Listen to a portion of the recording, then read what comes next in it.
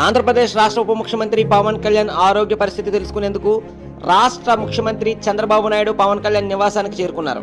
ఇటీవల శస్త్రచికిత్స చేసుకుని విశ్రాంతి తీసుకుంటున్న పవన్ కళ్యాణ్ నివాసం వద్దకు రాష్ట్ర ముఖ్యమంత్రి చంద్రబాబు నాయుడు వెళ్ళగా ఆయనకు ఉప ముఖ్యమంత్రి పవన్ కళ్యాణ్ సతీ సమేతంగా స్వాగతం పలికారు.